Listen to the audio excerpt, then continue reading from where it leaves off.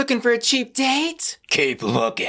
Hi, ugly. It's me, Bussy, and welcome back to Hot or Rat. And today we'll be reviewing episode 6 of RuPaul's Drag Race season 14. Our queens were challenged to construct an outfit from unconventional garbage found in a box. Category is Glamazon Prime, whatever the hell that means. We also had our first fiery Untucked fight between Jasmine and Maddy this episode, which we'll be discussing a bit at the end of today's video. We'll also be taking a look at some exciting news related to Bosco and taking a look at how the queens responded to this win on Twitter as we rank their looks from raw-est rat to hottest hats. But first, the number one question I've been getting recently is, where in the world are you watching RuPaul's Drag Race? On streaming platforms I already pay for with the help of award-winning VPN and today's video sponsor, Surfshark. For example, you can only stream certain seasons of Drag Race and other TV shows based on where you live in the world because streaming platforms geo-restrict their content. But with Surfshark, I can click one button and virtually relocate myself to the UK, for instance. Voila, fish, chips, and RuPaul's Drag Race. I also love Surfshark because it can protect your identity online, block ads and trackers, and hide your internet traffic from the prying eyes of your internet service provider, or snoopers on public Wi-Fi. And best of all, you can use Surfshark on all your devices with unlimited device login. Plus, there's no risk in just trying it out because Surfshark offers a 30-day money-back guarantee. So if you need a VPN, and everyone does, or you're just looking for a better one, then click the link in the description of my video and use code BUSSY during checkout to get 83% off and 3 extra months of Surfshark for free. Thanks Surfshark for sponsoring today's video. Now, let's bust it open in this trailer park. First up, Maddy Morphosis. So we go into this episode with the knowledge that Maddy bottomed in the last design challenge, and she looks a little scared going into this one. And as Ru was going around the workroom this episode taking a look at what the queens have been working on thus far, we hear Ru trying to pep Maddy up a bit, and Ru's like, "You're in drag, man." And then Ru asks Maddy, "Is your pussy on fire?" And Maddy in the confessional is just like, "Is my pussy on fire?" Like, what does that mean, bro? Which, yeah, is kind of a strange phrase that Ru says, but Ru says it all the time, so I'm surprised that Maddy wasn't familiar with it. Or maybe she was just playing unfamiliar with it for TV. I don't know. But they fist bump, Ru leaves, and Maddy hits the runway in this. Let's start with the positives here. Maddy was really feeling her fantasy on the runway tonight. That is to say, I think she kind of did take the advice of Ru a little bit, at least, because she had a lot of energy on this runway, whereas several of her prior ones were kind of muted. But concerning the actual garment that she created and look that she was serving, I was a little concerned. She was trying to explain to the judges that she was serving like Midwestern girl takes her man to the ball or something, but I was getting sad clown from the 20s meets grandma's drunken sewing disaster. Had she kept this a lot simpler and maybe just constructed a little tube dress out of the quilted pieces, it maybe could have been a lot more effective. But you look at it as she's on the runway and realize that she just couldn't stop adding bits and pieces and ideas to it, including a blow-up man, which added nothing to the look. I wanted Maddy more from this. Actually, no, I wanted a lot less of it. This look is a rat. Next up, Deja's Skye. The unconventional materials Deja used to construct this look were bed sheets and a tablecloth. And that is exactly what the look is giving. Bed sheets and a tablecloth. But does the carpet match the bed sheets? I just look at this and wonder, why is every stylistic choice that she makes centered around as much fabric as possible? I feel similarly about this look as I did Deja's last week. It's just like, it's okay, but it is just so much more of the same from her every single week. And this was a design challenge with unconventional materials, yet she again chose to drape herself in endless yards of fabric. Plus, I do feel the Grecian wool mana thing is a little overplayed, and she didn't really do anything to modernize or glamazon the look. Plus, Michelle was right. The little gold doily things did nothing to add to this look. This look was not the hero Deja needed in this episode. It was a rat. Next up, Jasmine Kennedie. The unconventional materials in her box were bed canopies, fringe tapestries, cookie cutters, yarn, and everything else, I guess. She says that she's giving us Samantha from Sex and the City, but I'm getting more like Celibate at the Resort. It's just a tad dated and uninspired for me. She is at least consistent style-wise, though it is reminiscent of what she did for that first look, the resort wear in the first ball, which, if you remember, for me was saved by the little campy red lobster claws that she pulled out at the end of the runway. But this look had no such redeeming quality for me. And overall, I think she did try to do a little too much with not quite enough ideas. This look is a rat. Next up, she owns 51% of this dog collar company. It's Bosco. So in drag news, Bosco did share with everyone on Twitter an announcement about her identity. She tweeted, "I can't really think of a better time to tell y'all, so here it goes. I'm straight too." After filming Wrapped this summer, I began focusing on figuring out what medical transitioning would look like for me. I started HRT after getting back from Drag Race. I'm trans, my pronouns out of drag are she, they, and I'm the happiest I've ever been. Love, Bosco. And her AAA size tits. And to Bosco, if you're watching, congratulations. I love, of course, seeing people live in their truth. And I think it's just so great that Drag Race has provided a platform for so many people under the LGBTQ plus umbrella to live authentically. So y'all go make sure you send her some love on the social media platforms. Now onto the runway. She says she's giving anime supervillain meets Billy Idol, who for my younger audience watching is different from Billie Eilish. The materials used here were plastic balls, parking cones, and camping stakes. And the pants, she says, were made out of painting tarp. Firstly, concerning this look, I love the pants. It's hard to do pants in drag in general, and she did them well, especially for being made out of tarp. And I love that the bra piece made out of, I think that was the plastic balls, is almost kind of evoking that like Schiaparelli chest piece that Kim Kardashian wore back in like 2020 or something a couple years ago, which did kind of make me wish that she had completed the bodice with those plastic pieces all the way down. Instead, she's got on like a giant dog collar and a transitional piece between the breast piece and the pants, which looks a little strange, but maybe was necessary for the construction of the outfit, not totally sure. I felt like she was just so close to really nailing this, but fell a little bit short in the end, but because the pants are so great, I'm gonna leave this look at a warming up. Next up, FF Kerri Colby. The FF stands for Fins and Fringe.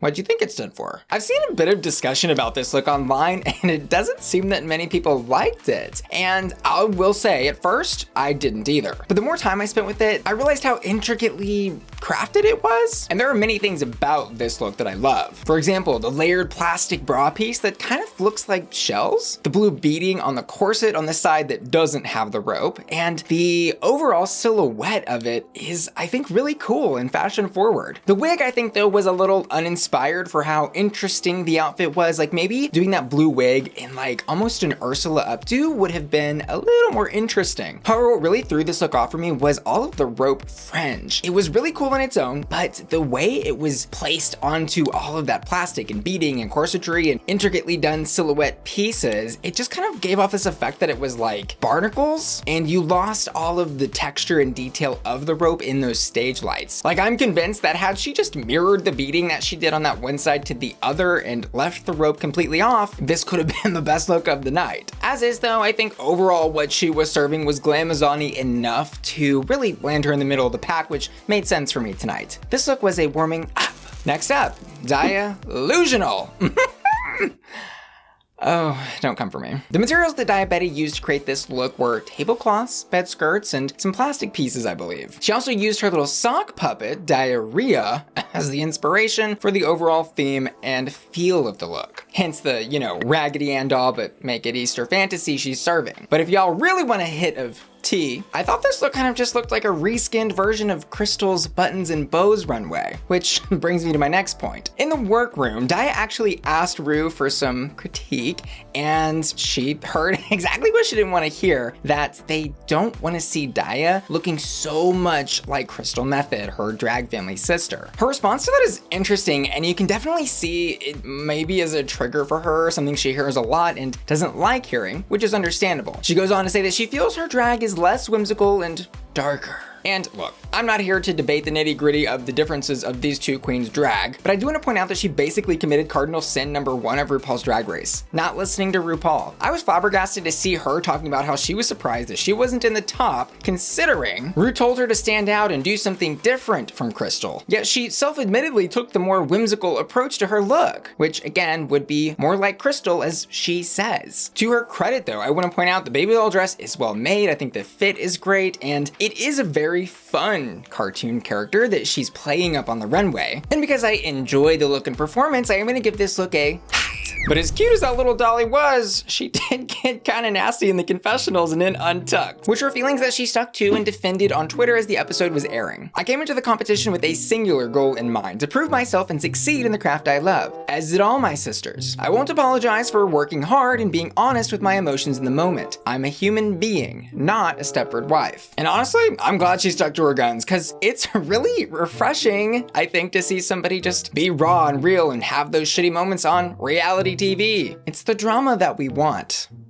Thank you. Next up, looking good and feeling Jorgeous. In my eyes, this episode was all about Jorgeous and her storyline arc. We did see her serve maybe the best lip sync of the competition up until that point last episode, and Ru was already in love with Jorgeous but fell head over heels for her in that moment. In fact, in this episode, we see Ru telling Jorgeous that she kind of wants to see her in the bottom again so she can see her lip sync. And hey, I wouldn't mind that either. It was a great lip sync. But we do continue to hear them harp on about how Jorgeous is born to do drag and yada yada yada, which is great, and I love that Ru picks favorites, but I don't love when picking favorites turns into judging insanity, which we'll get to in a few minutes after the rankings. So the outfit that Jorgeous ended up walking the runway in was created from a curtain, a pillowcase, cookie cutters, obviously, and pieces of a kiddie pool for the panty. Now, for a design challenge, I think this look is perfectly acceptable, a very safe look, and it's great for her drag character specifically. As she says, it is very Shakira meets J-Lo, and that is perfectly on brand for her. Plus, Jorgeous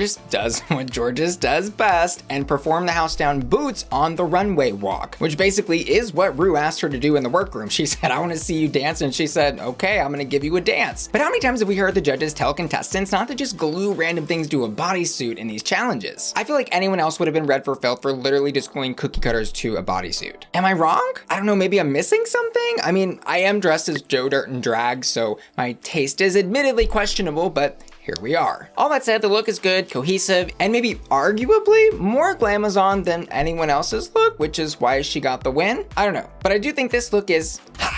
Next up, she owns 99% of this competition. It's Angeria, Paris, the only woman and not the one, VanMichaels. She also used curtains to construct her look, but made them look like a lot more than just curtains. The outfit she's serving is an LBD. Simple by definition, yes, but when you take that closer look and see all the detail in the peplum and the waist and the different little outfit pieces with the skirt and the top, it's really impressive what she did here. Plus it has that wow factor with the fans on both shoulders. The only improvement that I would make to this look is maybe adding some kind of rhinestoning or sparkle to the middle of this dress, just because that black fabric does lose a little bit of the detail from a distance on a stage like this. But even though she didn't get the win, again, it was definitely a good night for her, and this look was hot.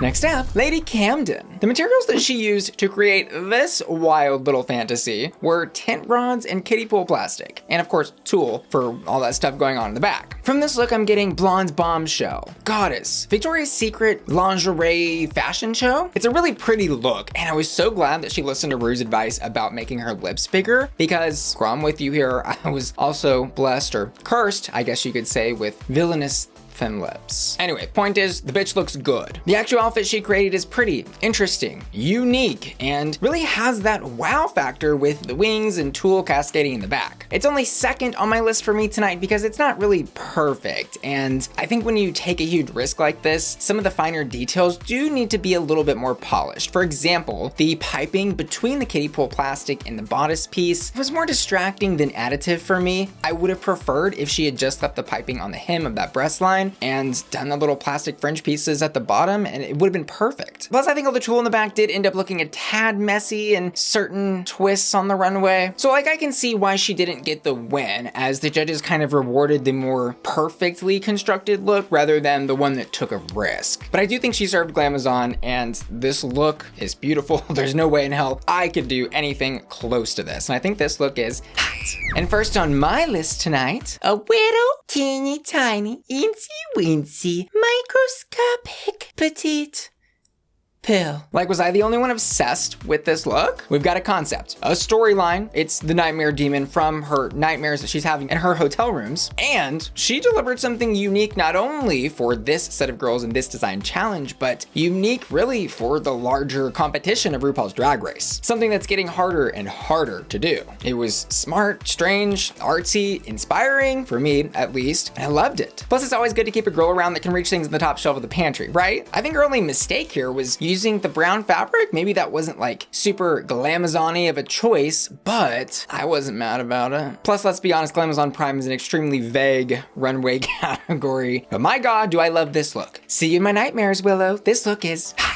Now let's briefly break down that Untucked fight, which was really good TV. It starts off with Maddy talking about how she is going to slay Jasmine in that lip sync, which is funny at first. I enjoyed seeing Maddy's personality fire up a little bit. I think it was really what RuPaul had been asking her to do earlier. It's just a shame that she finally caught a blaze this late in the competition. But what really got me was Jasmine sounding like a complete lunatic. Like, bitch, she went off. She said to Maddy, I'm not worried about you. Sit down and have a moment to yourself with your cocktail. Thank you, next. And the thing about this fight was like, yeah, she was being pretty outrageous, but you know, you're about to be sent home on RuPaul's Drag Race. The like best thing that you can do for your career as a performing drag queen. The stakes are high, and I'm certainly not mad at her for having some raw emotion, just like Daya did in the competition. We just don't have enough, I think, real emotion sharing these days because so many queens get scared of saying how they feel because of backlash online. Anyways, I enjoyed it, they hugged, they made up, and Jasmine killed that lip sync, which I did react to with the runways over on my Patreon at patreon.com/Bussy Queen. That's my members only website, where my Patreon family gets exclusive member benefits like early access to my videos, access to exclusive videos, and access to the Bussy Queen Discord server. You can join by clicking the link in the description of this video. See you there. But as for that lip sync and these two queens actually ending up in the bottom two, I think it made perfect sense. Honestly, there, I think, was a handful of choices for the bottom two tonight. But I also want to say I don't really think that was the queen's fault. It looked like they were just kind of handed a box of shit and RuPaul said, I don't know, make something. Whereas normally in unconventional materials challenges, we at least see some kind of direction on a theme that is not as vague as Glamazon Prime. Which brings me again to my final thoughts and theory about Jorgeous getting the win this episode. On one hand, I can actually understand why they gave her the win. Her look was very cohesive, if simple, and served pretty Glamazon drag, like Ru asked, I guess. But my theory here really is that since there was no Utico or Gottmik of the design challenge, the producers had a little more free range to craft a narrative and story they wanted with this episode. Picking Jorgeous as the winner was, I think, a really great way to add some spice to the competition, you know, fluff some feathers of some other girls who feel like they're not getting recognition, and to reposition Jorgeous as a potential front runner now that we're seeing Ru love what she's doing. And even though I would have picked a different queen for a win in this challenge, I do want to say I'm happy for Jorgeous,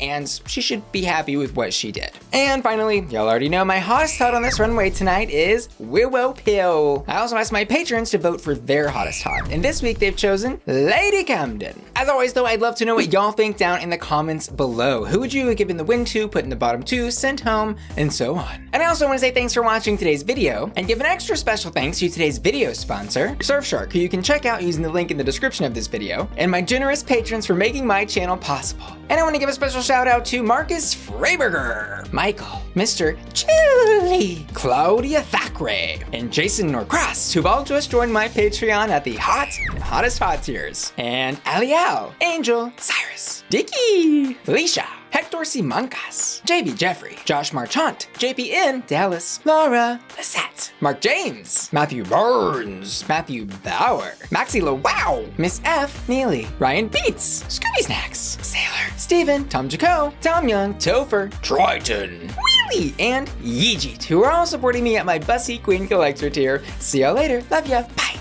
Oh, I look so good. I don't want to stop filming. I look so pretty. Pretty lady.